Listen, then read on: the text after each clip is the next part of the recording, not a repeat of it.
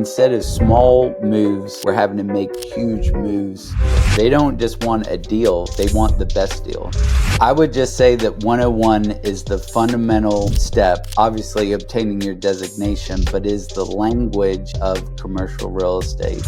If you're focused on grinding and doing the work and learning, getting a good mentor in your life, make better decisions for the long term. I feel like I'm in a good place now.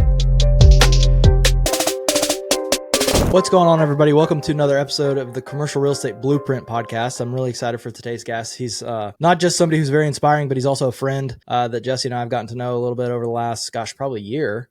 We have James Milner. He's the president and owner of Appalachian Commercial Real Estate. He's the guy who dominates the Boone market. So we're super excited to have you on here. And thanks for coming on, James. Oh, not a problem. I'm still waiting on my offer, Graham. But other than that, all is well. So glad to be here. Yeah, yes. We're currently in the middle of working on a deal. James referenced, he's got a really cool strip center listed on the main street in Boone. And Jesse and I went to Appalachian, so it's really cool to connect with somebody up there. Yeah. And so with that, I had a question for you. So Graham and I debate this all the time, and we're so hard-headed. It's not going to settle the debate, but I'm curious to see where you fall on this. So I think that Troy's is better, and he thinks Sunrise is better. Which side are you on? Personally, I'm going to go Sunrise. It's not nothing against Troy's. I think that they do a great job, and as an institution upon itself, I just prefer Sunrise. For breakfast or for other food? Always breakfast. Well, they're both breakfast. You can't go to either one. You know, the students try to go to Troy's at some ridiculous hour in the night, and try and make it a Waffle House type place, and I'm like, no, it's not gonna. It's always breakfast. Yeah, no hate on or afternoon milkshakes. My wife likes to take the kids over to Troy's. Troy's has phenomenal milkshakes. Yeah, no, I think the breakfast is better at Troy's. Is personal opinion. I don't know why you guys think Sunrise is better. I don't know what you're getting that I'm not, but no hate on Troy's. But first of all, I've never ever heard anybody mention Troy's being better than Sunrise except for Jesse. Everybody always brings up Sunrise, and then Troy's we only knew about because we'd go to Sunrise and the line was out the door and we couldn't get in, so then we'd always go down the road to Troy's. So I mean, I give you but guys Troy's is good. one better personally. I think that if I had to rank breakfast spots in the town of Boone, my top of the list personally is Boone Bakery in downtown Boone. Oh yeah, it is the institution. I went there. I also went to App State, and I was practically living in that place. I know the owners, the new owners now. I know the old owners as well, but that's my go-to. Yeah, Boone Bakery is great. Get the bacon, egg, and cheese. It's phenomenal. It's phenomenal. There's a place called Water Wheel. Did you ever go there? We liked that a lot when we were in school, but it closed down. I never heard of I'm not sure what's there now in place of it. Like Gino's, that Water Wheel? Maybe. It was called Water Wheel Cafe, and it was like right up like near Goodwill 105. Kind of a little down from Troy's, but yeah, it was good. But anyways, so we got connected, which is so cool, through social media, which is kind of the power of social media. I remember when I was at App, I remember seeing like some of your signs and stuff. And then my last year when I was getting into like going back home to Durham, knowing I was going to be doing commercial real estate, I remember thinking like, oh, that'd be cool to like do commercial real estate in Boone and seeing your sign everywhere. So I'm curious, one, when was it that you graduated App, and then did you move away from Boone, or did you just stay in Boone always and then start your company immediately, or kind of tell us how you started? So I graduated App State 2004, finance and banking with a certificate. It was the first class to have the certification in certified financial planning, which was really cool. But I bombed my individual income tax class. My professor actually gave me a D so I could graduate, and but didn't allow me to go take the CFP exam, which was unfortunate. And stayed in Boone, worked in college. I worked as a paralegal doing a ton of title work for a real estate attorney who was also a professor at App. Those that had Rick Matar, he is a big business law teacher. And about a year after graduating, I started my first company called Milner Research Services. So I did title work for the attorneys, but then we had the financial collapse and, everything went to crap. So went and did some work in the corporate field for about 6 months, but got back to my entrepreneurial roots. And in 2014, I started I kind of meshed Milner Research Services into what is now Appalachian Commercial Real Estate. I got my broker's license in '07, and that was only because we wrote some ridiculous check to a broker that had no earthly idea what he was doing. And I was like, if that guy can do it, I can certainly do it myself. So got my broker's license. But on January 1st, 2008, I decided to go commercial only. And I, made a very conscious decision to, not do any more residential real estate. And I asked my boss at the time, I said, what do I need to do to be the best in commercial? And he said, go get your CCIM. So, 5 years later, I got pinned in 2013. I've been highly involved since. But while I was always a broker, I didn't have that brand. And so I started Appalachian Commercial Real Estate just to have more brand identity and also have the infrastructure there to grow if I wanted to grow, right? Bring in more brokers or other folks. So Appalachian Commercial Real Estate does commercial real estate sales, leasing, consulting, and appraisal services here in Northwest North Carolina. So does that answer your question, Graham? Yeah, no, it definitely does. So what exactly was the company or the brand you had before that? You said the Milner Research Services. What was that like? What did you guys do? Was that real estate involved or residential real estate involved? Just did independent title work for real estate attorneys. So got it. Some attorneys have in-house paralegals that'll search title. Some don't. Some are out of town. They don't have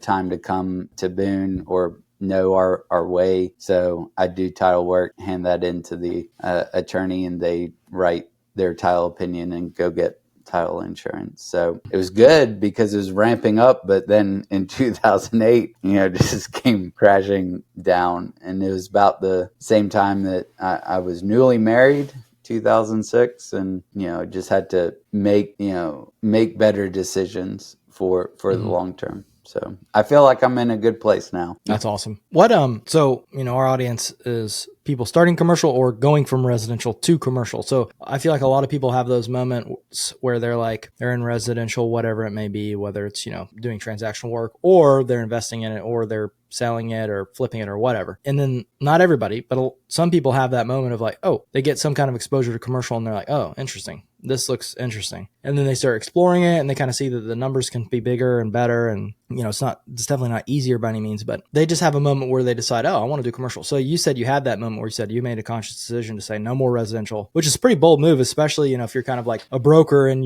let's say you're doing residential deals, your income is like, entrepreneurial income where it's very fluctuating. You made the decision to go all in on commercial real estate. So what made you make that decision? Like, was there something that happened or did you just how did you get exposed to commercial and what made you make that jump? I mean, I just saw an opportunity in the marketplace. That's really the biggest thing that drove me to go commercial only. We had these older guys that were aging out and I said, this will be my opportunity to be the one guy that everyone comes to. Right. If I focus on just this one thing, I'm very passionate about the fact that everyone should stay in their lane, right? The residential folks stay in their lane, commercial folks stay in theirs. I think that we owe it to the residential folks to mentor them, to teach them, to show them tools that they can use to make that transition easier. I think CCIM is kind of a leader in that, having specific curriculum designed for that transition from residential to commercial. And I'm not even talking about, core classes. I'm talking about just separate curriculum designed. I want to help mentor residential agents, but at the same time, they have to understand that it is much more complicated and it doesn't happen. Their velocity or how many transactions occur is a lot different than what they're used to. And for the most part, we've created a marketplace where you don't do both. Yes, there are resi-commercial folks in probably smaller markets than Boone here in the great state of North Carolina. They are only doing it that way because of their market size. But for the most part, you either choose one or the other. Yeah, I think it's true. I just got back from Charleston doing CCIM 101, and there was a surprising amount for me, a lot of resi-commercial people who kind of do a little bit of everything. You made the conscious decision to just jump right into commercial. I'm curious because I was talking to this a lot about with people at CCIM 101, like what was your staying power? Like I think a lot of people struggle with, okay, the velocity is down in commercial. I still have, to survive. What was your staying power in your transition? Well, I mean, back then, it was cash on hand. Today is a lot different. Today is, we have the opportunity to not only appraise or to broker commercial real estate, but to also appraise it. So when we're not doing transactions, we're doing appraisals. But they are, just for listeners out there, they are two very separate hats. We follow the USPAP rules. We don't appraise anything that we have a financial interest in or a contemplated financial interest in. And when we're appraising, we're only focused on our role and obligation as an appraiser. And when we're acting as a broker, we go at it as a broker. But they do complement each other, and it does allow me to, I think, help clients in a more effective way. I think a mindset you kind of have too in the beginning is one big deal, whether it's lease or sale, could really change your life. Graham kind of reminded me of that last week. It was like, really at any point we could really change our life with the right deal. And I think that's something you got to really focus on in the beginning when you're trying to survive. So if let's say that I'm brand new to it, I'm just starting fresh today in commercial real estate, James, what would you tell me? What advice would you give me actionable that I could what's going to keep me surviving in commercial real estate for my first year? Because typically you don't really make a lot of money in your first year. Yeah, there's a lot of burnout. I mean, that's probably the biggest problem with our industry is that teams are, new people are not set up for success. They're set up for failure I assume from a monetary perspective is where you're asking me to focus. Yeah, 100%. I think that you have to do anything that you can to generate income. So you're more than likely, as a new agent, going to have 1 or 2 or 3 side hustles so that you can just generate cash. But I think that if you're focused, a few things, right? If you're focused on grinding and doing the work and learning, getting a good mentor in your life, someone who's going to pour into you, keeping your mouth shut and just listening to what those people are saying, you can go far. And that's the problem with, no offense to our younger folks listening to this, but that is the fundamental problem with young people today in commercial real estate is they have this sense of entitlement that everything should be given to them, that they should get the huge check. And the three of us, we all grinded. We paid our dues. We made the calls. We sent the emails. We worked all sorts of ridiculous hours. I still work ridiculous hours. We can get into that later. And then the other part is, education. I think you have to, regardless if you're coming from an MRED program or, an undergrad program that's focused in commercial real estate, I still see a tremendous amount of value in education. And, Jesse, I applaud you for going to 101. You probably learned you already knew probably the majority of what you were being taught, but having it being said in a way that's different or, probably all these light bulbs were, going off during that class. There were for sure. And I do think that everybody should take CCIM 101. Our instructor said that on day one. And I was like, well, that's interesting, perspective. And then if I had to boil down the class into one sentence, it's considering the time value of money, because you're looking at how money is spent and how you're going to get it back and how fast you're going to get it back or how not fast you're going to get it back, your rate of return, your opportunity cost. There's so many different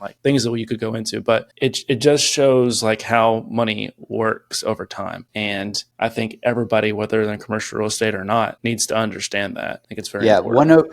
I would just say that 101 is the fundamental step in obviously obtaining your designation, but is the language of commercial real estate. And that's why I think a lot of 101 instructors encourage folks to take it, because you're just getting the basic of commercial real estate, and more particularly the language of commercial real estate. Yeah, that's something I wanted to get into in the episode, and we're kind of there. So for the people who have no idea what the heck CCIM is, because most people don't, tell us about it, why it's important. Like sell us on it. Oh, Lord. Okay. CCIM is the designation that is conferred by the CCIM Institute. So CCIM is Certified Commercial Investment Member. CCIM Institute is an affiliate organization of NAR. So you've probably heard of, or your listeners have heard of, other NAR affiliate organizations, whether that's SIOR, CRE, RLI. These are all affiliate organizations of the National Association of Realtors. In order to obtain your designation, you have a curriculum part, right? You're taking what Jesse did. He took the first step in part of that curriculum process. But the also, I think, more important part is what's called you can't obtain your designation without a portfolio of qualifying experience. And so you're actually showing that you can apply what you've been taught to a transaction, and there are different parts of that. The Institute itself is built on three main pillars. It's built on networking, education, and technology. And it is the global standard in commercial real estate. So the one thing that is great about CCIMs is that we're very fraternal. Any CCIM that calls me and says, hey, I need something, I need a piece of information, I need a reference, I need a broker, everything stopped. Whatever that designee needs, I'm happy to help him or her. And we work hard and we play hard. I've been, and then CCIMs have, chapters. There's over 50 chapters nationwide. And so in the great state of North Carolina, we have the North Carolina CCIM chapter, which covers the entire state. I was the president back in 2022, which was lots of fun. And now I do more interesting things on a national level for CCIM. So how about that for a pitch, Graham? That's good. So I also took 101, but it was like probably 3 years ago at this point. I still want to get the full designation. I just switched companies and then started learning about ownership and started buying properties and stuff. So I kind of like got set on the back burner for a little bit, but I want to get back into it really badly and finish it. But you gave a great pitch on it. Somebody who signs up for the classes, what are they going to learn? And if you walk us through I know there's like 4 classes and 2 electives, if I remember right. Yeah. So walk us through kind of what each one covers. Yeah. 101 is, well, Jesse, you can give a better explanation than I can because you just went through it. But, Jesse talked about time value of money. A lot of finance fundamentals are covered in 101, a T-bar, calculating internal rates of return, net present value calculations, right? And I knew a lot of that stuff from my finance degree at App State. 102 is market analysis, right? So we're using what the Institute has, which is called Site to Do Business, to do market analysis and figure out, where should tenants go, or, what areas of a certain area or what areas of a certain town should be developed versus not developed. It's a very interesting class. If you guys have heard Bo Barron on his podcast, Commercially Speaking, he is a 102 instructor. So he talks about market analysis a ton. 103. Sorry, real quick. I was trying to sell Jesse and my buddy Charles. I think you met Charles. I think Bo Barron's teaching a class in Miami in like October or something, 102. And I was like, guys, we got to go down there. Oh, yeah, awesome. We're going. Yeah. And he's hilarious too. 103 is user decision. So it is primarily focused on leasing and the decisions that with a lease, should we lease this, or lease versus buy is covered pretty extensively in that class, and it has to do a lot with leasing and user decisions. And then 104 is very hardcore investment analysis. It's kind of bringing everything together, and a lot of probably what you guys are already doing as owners and investors, right? You're having to make a lot of decisions quickly regarding the investment performance of an asset. So those are the 4 core classes. Like Graham said, there's 2 more electives, some other requirements, and then the portfolio of qualifying experience. And then twice a year, we offer what's called a comprehensive exam. And if you pass your comprehensive exam, then you are awarded your designation at a pinning ceremony. That's awesome. Yeah. That's cool. I'll tell you, I think I can't remember when I took it, honestly. It was several years ago. I think I was like maybe 3 years into brokerage at that point. So I was still pretty green. And I took the 101, which is a financial analysis. And I'm embarrassed to say, but I'd always heard people talk about, I got to underwrite it. I was like, what the heck does that mean? Because I was so new. And like I had done so many different things in the beginning. I had done like leasing. I had done some sales for like users. I had done some like just basically everything, but nothing I had narrowed down on. So I was like, when people are talking about underwriting, I don't even know what that means. And then I got into that class and it was like just a light bulb. I was like, they show you how to underwrite, and they give you the sheets, they give you the tools. It's like, it's really like, if you don't know much about underwriting and commercial real estate, it's a really good class just to get a basis. And if you take that class, I'll be honest with you, to this day, I think like if you take just 101, because that's all I've taken so far, I want to take the other 3, you'll be better than like 98% of brokers out there or for investors, because it's a crazy what, brokers have been in the business for a long time and they just won't know what they're talking about at all. And I'm not trying to talk trash about anybody, but just in general, like it's not hard to be one of the best in terms of knowledge and just knowing, the information's out there. You just have to like actually put the effort in to learn it. Jesse, did they give you that DCF worksheet, Excel worksheet? They actually gave us a brand new one that does all kinds of stuff. It essentially, you just put in all the information and you can get down to the expenses, and then it calculates everything that you want. It's almost too complicated to kind of explain. You have to just kind of look at it. It's very in depth. It essentially does the whole class in one worksheet, which is very interesting. No, I mean, there are often times that I will get back to basics and I will pull up. I don't have the brand spanking new one, but I will get down to basics if I just want to look at if I have the information, which as you guys know is always the hardest part, getting relative information to your deal. I will use that tool to just plug it in and just kind of look at some basic financial metrics, right? I live in a world of, that APOD, right? So rent, less vacancy and credit loss, less operating expenses, equals net operating income, and how that is capitalized and its effect on capitalization rates. I think one thing that you guys should probably start looking at in your, if you don't already look at it in your investments, is operating expense ratios. Like do you guys deal mostly with triple net leases, or do you guys deal with gross or modified gross leases? 100% triple net. Triple net. Yeah. So your operating expense ratio should be fairly low, even if you had to hire a third party and you self-manage, right? As of right now, yeah. As of right now. So then your operating expense ratios are stupid. Next to nothing, yeah.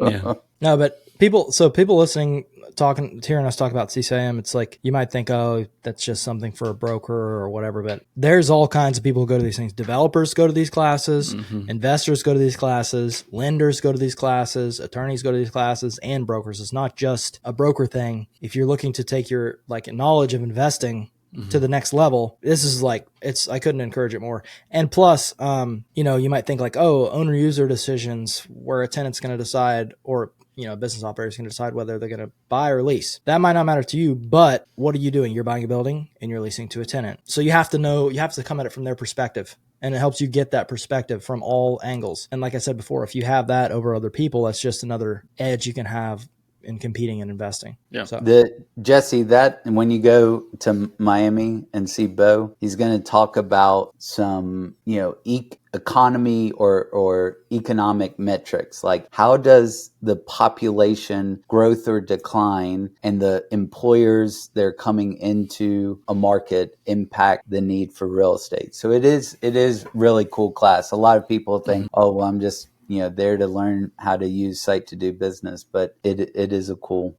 class. Yeah, and I think too, kind of like listening to, because they pitched 102 in our 101 class, and they're talking about kind of like a lot of the behind the scenes stuff that you don't necessarily see in the numbers. It's kind of a little bit more abstract, and dealing with industrial. I was talking to a guy yesterday about this. We don't really, you got a warehouse. It's got this clear height. It's got a dock high door, drive in. It's got a little bit of office. That's essentially the conversation. I mean, there's more to it than that. But with retail, like we start talking about demographics, and we do some retail stuff, but we don't focus on retail. And so that some of that demographic stuff is stuff that I don't personally have any idea about. And I think we're going to learn a lot about that on 102. Yeah, I mean, retail, for those listening, retail is hyper focused on households and traffic count. That's how the retail world works. They want to be in the best location with the most cars per day in front of the biggest neighborhood, and they usually want to be in a freestanding environment with plenty of parking.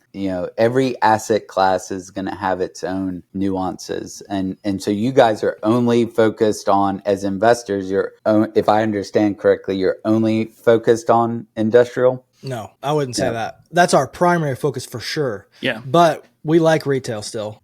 So City Flat, obviously buys properties. They have a very large portfolio, and their core focus, maybe 2 years ago was retail and industrial, neighborhood centers, small bay flex. Now they've reevaluated and said, let's mostly focus on retail and industrial. Or sorry, not retail and industrial, only small bay flex. But that's not to say if somebody brings a nice strip center that's value add and fits the box, or even a single tenant, or maybe just a handful of tenant industrial deal, that's a good deal. They're not going to turn it down, obviously. And that's kind of like us. We're interested just because we've got so much. We've got some momentum right now in High Point. We bought, a 6,000 foot building, an 18,000 square foot building. We've got a 10,000 square foot building under contract, all single tenant industrial within a half a mile. Yeah. And we're getting them at good prices, and we're able to lease them at good prices. So right now we're like, let's just double down on that because it's working, and we could build a decent little portfolio like this in hopefully a relatively fast amount of time. Mm-hmm. So like if we incorporated a retail center, we'd be like, we'd look at it, but it would kind of like be distracting us a little bit. So I'm going to ask you two questions, Graham, and either one of you can answer this. Would you say that the majority of the deals in which you invest, I'm saying personally, involve some level of seller financing? So right now, if you look at the ones that just Jesse and I have done, which has just been 2 industrial deals, one has been regular and one has been seller. Okay. The one we're under contract on now is seller financing. And then I forgot my other question, but it'll come to me.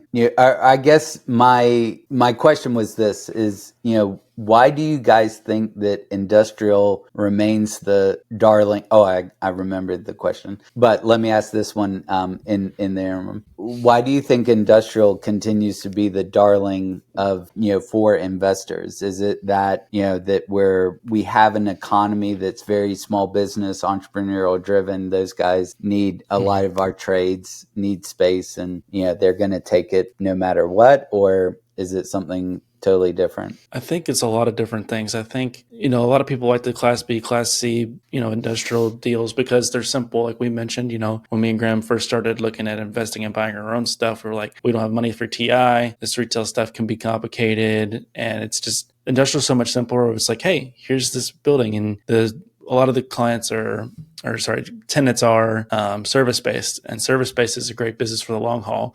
We talk about quote unquote recession-proof industries, and your plumbers, your manufacturers, all this is stuff that Amazon is not bringing you, or AI is not going to take over. Like those are things that are going to be around for the long haul. I think a lot of people focus on that, and I know Graham has a lot of thoughts on this too. Yeah, no, definitely what Jesse said 100% is one aspect. Like our focus was, all right, we don't have 30 grand per unit to upfit for a retail tenant, so let's buy an industrial building where it's concrete floor, metal frame, metal roof, and like the only thing that's going to break is the HVAC. And newsflash, we bought a building, all of the HVACs broke, both heaters and the one in the office. We caught the one in the office, so thankfully we got a seller credit. But guess what? Our tenant moved in, and like a month later, hey, neither one of the heaters were working. Well, crap. So I mean, to learn from our mistake, we got an inspection, so I was a little frustrated. Yeah. They said it was working, but I could imagine that the MEP, you guys are hyper focused on, making sure that MEP is, which for those of you that don't know what MEP stands for, it's mechanical, electrical, plumbing,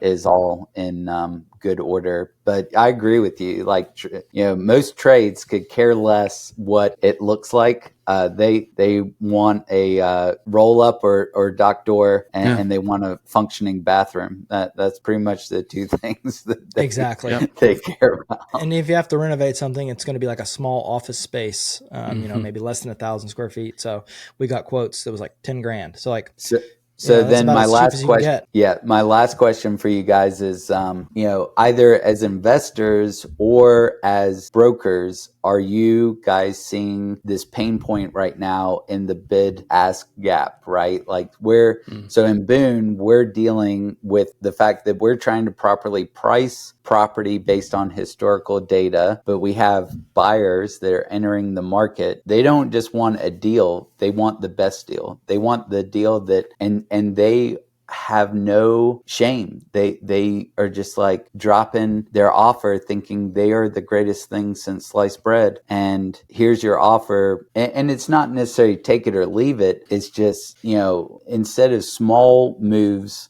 we're having to make huge moves to put a deal together. Are you guys seeing that either as investors or as brokers? Yeah, definitely. I see both sides of it because, we now have bought buildings and stuff. And as a broker before, I was like, man, these people bring these lowball offers and stuff. It's really annoying. And then now I'm an investor. I'm like doing the same stuff. And I'm like, I understand now. But you'd be shocked. I mean, I'm sure you've seen it before though. Like here's an example. I won't get into specifics because it hasn't closed yet, but it's a building we have that we're working on. That's Jesse found it through a mailer. It's almost 70,000 square feet. I think they had it listed like 2.5, something like that, 2.5 million, somewhere around that number. Mm-hmm. Our buyer, who we represented, offered, I think 1.5. No, 1.75. Do you remember? Was that? I think it was like 1.75. It was 1.75 because he needed it for his 1031, but he asked for a $450K seller credit. Is that correct? Mm-hmm. Yeah, that's what I was getting to. So we got under contract at 1.75. And then we discovered there was like basically need a new roof, and it's 70,000 square feet, and the HVACs weren't really working. So he said, "Hey, let's get a credit." So he negotiated a $450,000 credit. Mm-hmm. Yeah. So actually it's 400,000, but anyways, so he's got it, for 1.75, but he's going to get a check for 350 or 400 at closing, which is just insane. It's insane. So like, I guess the more of what I'm saying is like, I understand it's frustrating as a broker because I'm a broker, but at the same time, investors are throwing these deals out, and a lot of these people are saying, like a lot of them are saying yes. And so it's like, if you're an investor and you have an opportunity to make a deal of a lifetime especially right now in the climate we're in, like, I think. Yeah, I told Ken Ashley last night on Twitter, I said, it's going to get worse before it gets better. All of these fundamentals are going against us. And, we could talk about the supply of real estate. We could talk about the cost of construction being at an all-time high. We could talk about, the capital stack where, interest rates are through the roof, and, banks are requiring more equity. And so that's pushing down prices. We have all of these factors that are kind of slowing us down. But both as brokers and investors, I want to assure you that it is a cycle. There will be a bottom, and once the bottom hits, then it keeps going again. I've been in real estate for a while. I've seen 04, or not 04, 08, that 07, 08. I've seen the financial collapse. So, this isn't new to me, but it did assure me that real estate is cyclical. Yeah, that's such a good point. Kind of going back to the value of education. CCIM is obviously very valuable, and I'm sure at some point in one of the classes they talk about cycles. But I also took a Massimo course, and Rod Santa Massimo is I'm pretty sure he's CCIM. But he at least encourages a lot. Yeah, for sure. And a lot of the same group mixing together. And in his class, there was a whole segment on market cycle. And you just like the underwriting, it's kind of like, oh, wow, like no brainer. Light bulb goes off, and they walk you through what a market cycle is and all these indicators of what exactly it is. And it's crazy. You can actually look at the market and say, we're exactly right here, just based on data. And looking back over time, it's the cycle, like you said, it's just repeating itself. And knowing that information is so huge, because then you can go and,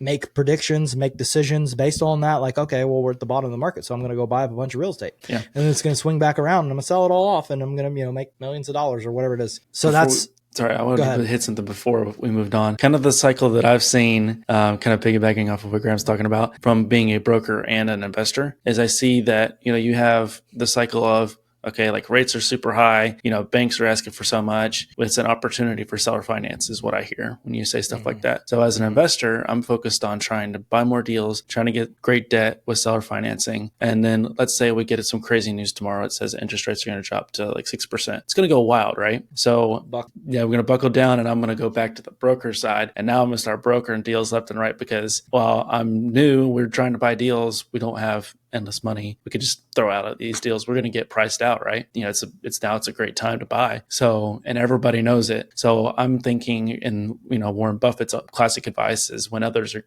fearful, be greedy. And then that side flips. So if rates come better, it's not bad news. Now we go back to our broker hat. My only comment to you on that, Jesse, is that historically, and I can only speak for Boone, but this is usually true even in y'all's markets that you deal with, is that there will always be a premium paid for seller financing. So if you want seller financing, that's great. You may pay a little bit more in the purchase price to do that. And I think that seller financing historically has been competitive. You're adding, 50, 75 plus basis points to what you would typically pay at a bank, because the seller is going to hold this note. Now, rate is just one function of, the deal, right? In the seller financing, you may be willing to pay a higher rate if you're going to get a crazy amortization, or you're going to get a crazy, call period, right? Mm-hmm. I halfway agree, and I'm not trying to be rude here. I halfway agree. I think that's definitely that's how most people think that way. And I, myself included, was that way. However, some of the seller financing deals I've seen our company get and what we got are crazy. And so I think it's really just the seller and their motivation. So if you get an older gentleman who just wants to retire, they want the cash flow, they're okay with you as the buyer. They like that you're young and hungry and trying to buy deals and stuff. They're okay with giving you a pretty good rate and pretty good runway, and they're just going to collect that passive income. And that's kind of the deals we've gotten the really good seller financing on. Like, for example, our 18,000 square foot building's 25-year AM, which right now it's hard to get them to do 25. Most of the time it's 20. 5.5% interest rate, which is way lower than normal. And that was just in December. And then 5-year balloon.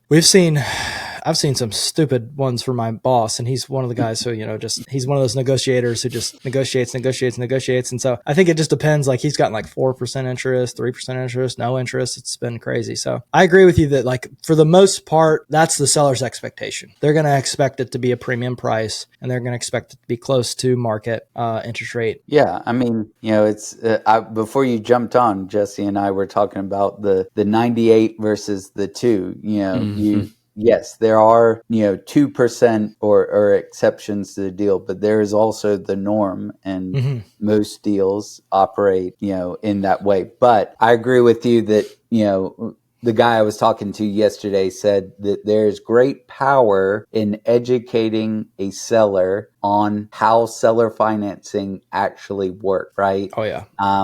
Because and you guys can correct me if I'm wrong, but there's great value, in not only treating it like an annuity and getting this income, but it also helps them from a tax perspective as well, for sure, where their basis is shifting because they've taken the note instead of the cash. 100%. We just, I don't know if you're familiar with Greg Pinio, but he's a educational guy, pretty big in commercial real estate, and he teaches a lot on multifamily stuff. But he actually came to our office and gave us like a mini masterclass. I was blown away. The guy's great. But basically, his whole thing was like, if you can communication is everything. If you can get good at communicating seller financing, and you know it like the back of your hand, and you can explain it to a seller, the sky is the limit. And I feel like that's the biggest thing. Like, you probably understand this. Like, the average broker, you go to them and say seller financing, they automatically say, no, the seller's not interested. You say, well, have you asked them that? No, I just don't think they'd be interested. Well, do you know what it is? Yeah, I know what it is. Okay, can you explain it to me? No, I don't really know what it is. Like, most people don't understand how it works. They think it's like, no, that's not a thing. People don't do that. The place that I came from, a lot of guys were like, nobody actually does seller financing, but it's like, that's not true. You see so many of these commercial investors who are so successful, and they built their portfolio off of just being really good at explaining seller financing. And it's not like you're going out there and just,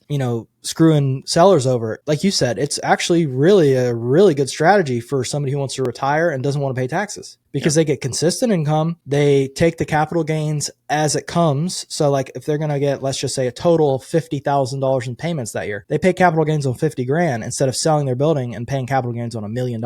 And the amount, I'm no accountant, but the amount of, the gain can determine the tax rate. So it's going to be huge. This is more true more than ever, because, while a lot of investors will want to do a 1031 tax deferred exchange, there is not the supply of real estate out in the market to do an exchange. Every single seller that we talk to that is saying, well, I would sell if I could do an exchange and buy something. And then we're like, well, there's nothing to buy. So that's right. So that's yeah, right. I'm not, everyone's like, oh, you're such a hater on seller financing. No, I'm not. It goes, for me and the way I grew up in commercial real estate, it definitely has become more apparent in the last 2 to 3 years than ever before. 100%. Back when I started, which wasn't, haven't been in it nearly as long as you, but it was 2018, I believe. And, that was a great time to start, because things were going wild. It was like a 2 or 3 year run where things were just crazy. And I was one of those people who was like, oh, people don't do seller financing. Because in that time, nobody did. You ask the seller to sell financing, they hang up on you or give you the middle finger and be like, you're crazy. That's not happening. And then, the tune really started to change when the interest rates started creeping up. It's like, hey, remember when we asked if you did seller financing? It's like, yeah, I might consider that now. It's because they have to. The people actually need to sell. Like, you have to come up with a creative option, because like you said, there's not a lot of deals on the market. The ones that are on the market have that price gap that you mentioned, where it's like previous year's pricing at a premium, but interest rates don't support the numbers for that. Yeah, that's just a great snapshot of kind of the market we've been in. And for the people listening, it's kind of a sign to, I still think it's just a great time to buy. Go out there and find deals, get creative, do creative financing deals, because my thought is, and this is just kind of a gut feeling, I think either end of this year or beginning of next year, I think things are going to go wild again, whether it's triggered by an interest rate drop or whatever, when, all the stuff in the economy is kind of settled and the uncertainty's gone away. I think it's going to go crazy. And when that happens, like Jesse said, I was talking to my wife about this, because we want to buy another house and move somewhere with a little bit of land. And I'm like, well, we need to try to do it sooner than later, because we can still find a good deal. When the economy flips and things go crazy, if they do, it's terrible for investing, because like Jesse said, when people are fearful, it's time to be greedy. And when people are greedy, it's time to be fearful. So like, there's not going to be as many good deals. Sellers are going to be able to get their premiums. There's going to be bidding wars, just like before. And I was like, that's a bad thing for investing, but in the brokerage world, it's great. It's like our income will probably go up a lot, but we're not going to be able to buy as many deals. So I think that's just a good snapshot of where we're at right now. But I wanted to ask you a question. So we talked a little bit about demographics earlier, and I want your opinion on this. There's a building, I won't say where it is, because we're still kind of working on it, negotiating stuff. It's a shopping center. It's about 45,000 square feet. We're able to buy it at what I think a really good price, probably around $2.5 million. So 2.5 divided by 45,000. That's $55 a foot for a retail shopping center. It's not bad. There's a few national tenants in it. However, it's in a town where it's very low population, and the population actually declined like a tiny bit the last year. And the traffic count's solid. However, that town is about to get a bypass to where not as many people are going to be going through that town. I'm curious if the numbers were good enough, if you'd still go after a deal like that, or if just solely off demographics and traffic count, and especially since it's a retail building, you would say no, steer clear and just move on. Give me an indication of where it's on its income, where it's sitting cap rate wise. I think if I remember right, you could buy it around 8 cap, but it's all modified gross. Once you stabilize it, it'd be like a 14 cap. And you think you would have the ability to transfer them from modified gross over to triple net? I think so. Even with the nationals? I think so. Even if you didn't, though, it's still cash flows day one. So that's kind of like... I mean, my biggest fear is not the demographics. I think that no matter a market, there is a need for retail services, right? So, I know this better than anyone. I could take you over to Newland. They have an Ingalls and a Roses over there, and everyone goes there because it is their only option. So regardless of the size of a town, if it's there and it's the only thing, that is good. These people in this town still need basic goods and services. My biggest concern about the deal that you described is, is there some major deferred maintenance that has to be cured, right? Yeah. And so as we address deferred maintenance, we reduce the effective age of a building improvement, and also by improving buildings, we make them more marketable, right? So if one of these tenants did move out, you may repurpose the space for another user. So I'm not too worried about the bypass, because I think that no matter the size of a market, people within that market still need basic goods and services, and they're going to go to that location if the tenants are strong enough. And it sounds like with the two nationals, you have that is probably the draw to that center. Mm-hmm. Yeah, most of the suites are relatively small, or like anywhere from 500 to 1,000 feet. So it's a very small. The bigger ones are like 4,000 and 8,000. That's kind of been my thought. It's just like these are small enough to where we can lease them to just about anybody. And it's close to a thing that I don't want to give too much away because, like I said, I'm trying to negotiate it still. So, but anyways, it's close to something that's not going to move, and there will always be a draw of people there. So my gut has kind of just been like, I think it's a freaking good deal, but everybody I've talked to for the most part said like, no, steer clear. But I don't know. I'll tell you where it's at after the podcast. But yeah, so like changing gears here, if you were talking to a brand new investor and they came to you, let's say an app student came to you and said, hey, James, I want to get into commercial real estate investing and I want to buy my first deal. What would you tell them and where would you point them? If it was going to be in Boone, I think that they're probably looking at some type of multifamily product, right? Like we see these new investors getting into duplexes or triplexes only because there's such a shortage of housing that it is probably the most stable investment here in Boone, right? Even especially if the seller is willing to give paper. I mean, that's even better. You got any of those deals right now? Say what? So you got any of those deals right now? Oh yeah. No, I don't. They're all being, and the reason that I'm not interested in those deals is because personally, they don't make any financial sense to me. I'm not buying a multifamily asset at a sub 5 cap is what they end up being. Which is insane. I am driven by fundamentals. I'm driven by, is market rent where it needs to be? What are the operating expenses?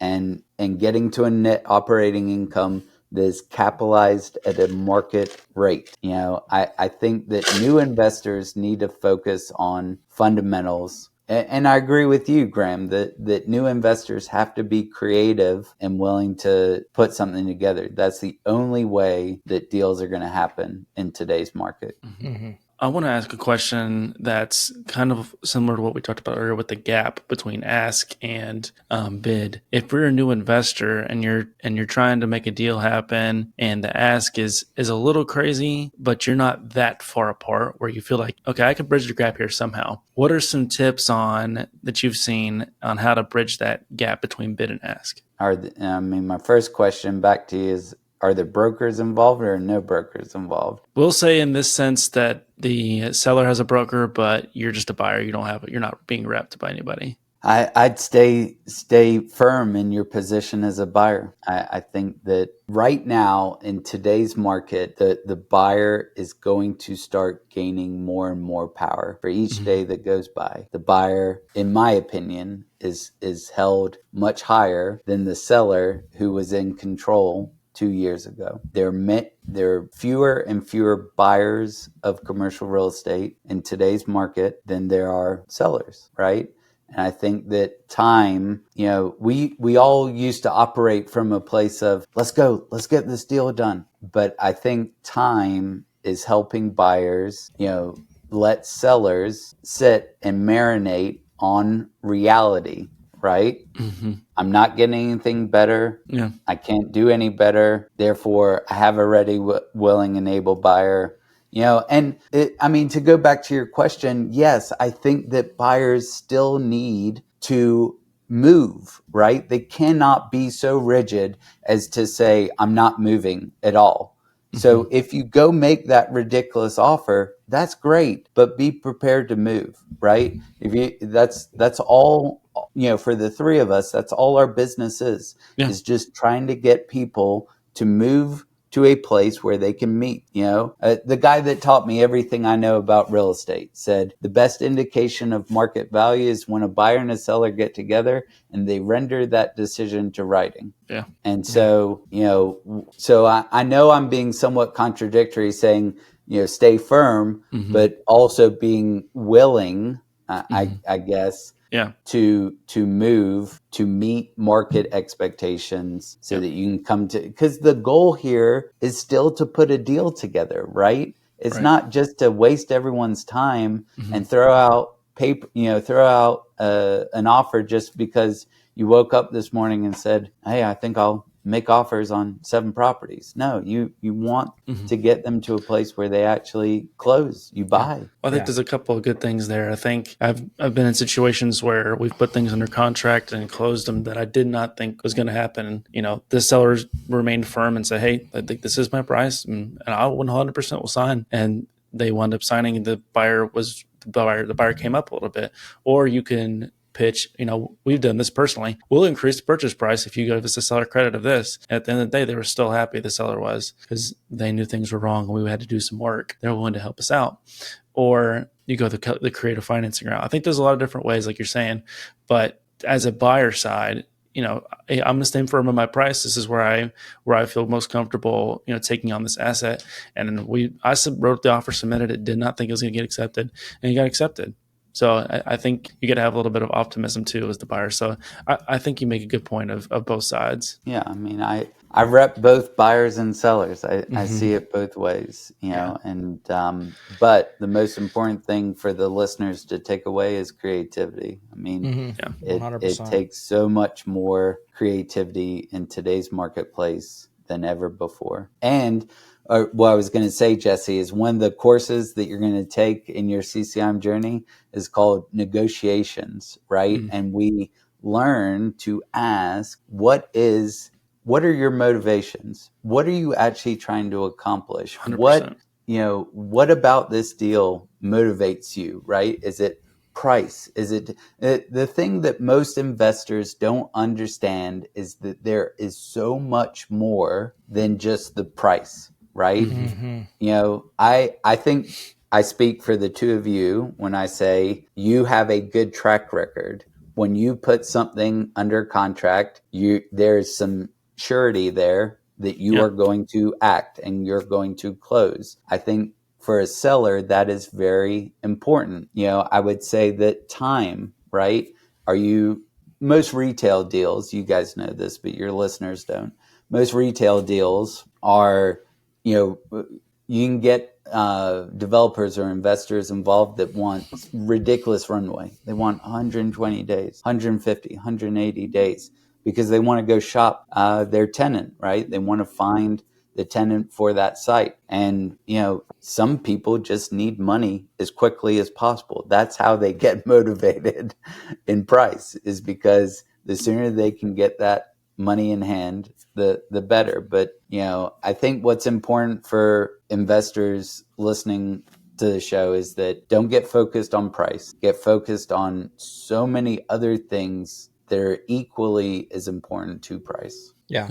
No, that's a great point. That's like a absolutely golden nugget for sure, that if you think it's just about pricing, there are so many other motivations for sellers. They could be getting a divorce and having to sell, or they could be wanting to retire and move to the beach. I've had that happen. And, there's them selling their property is going to be their new boat at the beach. There's all kinds of stuff. And motivation is such an important in that, that conversation. So, yeah. But James, this has been awesome. We really appreciate you coming on. I think it's been very valuable for people listening. If people want to get in touch with you and, learn more about you or connect with you about maybe a deal in Boone or deal somewhere in Western North Carolina, what's the best place for them to do it? We usually just direct people to our website, which is Appalachian, so AppalachianCre, Charlie Romeo Echo.com. And my contact information is there. You can email me or give me a call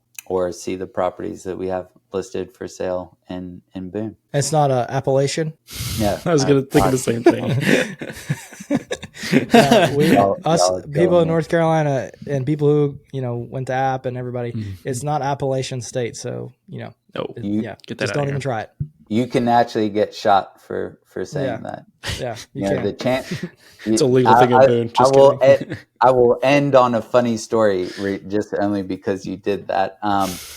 The former chancellor, not the new one that we have now, but the former one, she went to her press conference and Miss said the name the day that she got hired. Miss said the name, and we're just like, all right, we're doomed. Now, I say all that to say that our new chancellor, Dr. Heather Norris, she is the best. I remember her from her first day here at Appalachian 20 years ago, and she is certainly moving us forward as an institution. So always good to talk to some App grads. I appreciate you both so much. Again, just an FYI, if you come to Boone and you don't call me to break bread, I'm going to be very upset. I see all these IG stories of, hey, we came to Boone, we ate here, we went hiking there, and no phone call, no text. Oh, it's only been one time. The last time was a family reunion, so it was like one of those weekends. He's talking about me. He's talking about me because my family were my parents families live in Virginia, Kentucky, and it's the same distance to go through Boone or not. My mom's always like, we gotta get through Boone, and so she wants to stop at Troy's or get cookies or whatever just to go through Boone, to say she went through Boone. And I posted up on IG and sent it. It's almost within 20 minutes, James. Yo, where's my invite? So I feel bad, but no. But if for you guys or your listeners, if I can answer any CCIM related questions, happy to help. And I wish you the best, Jesse. It sounds like you're pretty pot committed on your journey, and Graham, I want you to take some of this rip from this deal that we're going to do, and I want you to sign up for a class or apply for a scholarship. And the chapter has a ton of named endowed scholarships. Apply for one, and maybe that'll help restart your journey. Yeah, 100%. What are the scholarships, just for, I guess, to be valuable for people listening? Like, who are they available for? Is it solely like financial, or is there other elements? You need to be a member of the North Carolina CCIM chapter, and they're available through our website, which is nc-ccim.org. Mm-hmm. You actually sign up and register for the class and pay for the class in advance. But if you are awarded the scholarship, then the foundation will reimburse you. Some of them are $1,000. Some of them are $1,500. I guess, I mean, like, the people who are applying, like, is it solely like you're looking at their income and like, okay, they can't afford it? Or is there other reasons why you'd award a scholarship? You're filling out an application, you're answering a set of questions, but it's not financial need based. It's based on the application and your response to the application. Okay. Cool. Awesome. Well, check that out, guys. Check it out. Check James out, his website, AppalachianCre.com. Reach out to him with any CCIM questions, or if you're wanting to do anything in Boone, which is an awesome place. Also, side note, if you've never been to Boone, what are you doing with your life? Go to Boone. It's awesome. Spent 4.5 years there. It's beautiful. Bunch of hiking, good restaurants, ski slopes. It's amazing. If you're in North Carolina or really anywhere else in the country, it's one of the coolest places. So we appreciate you coming on, James, and we'll see you guys in the next one. All right. Peace.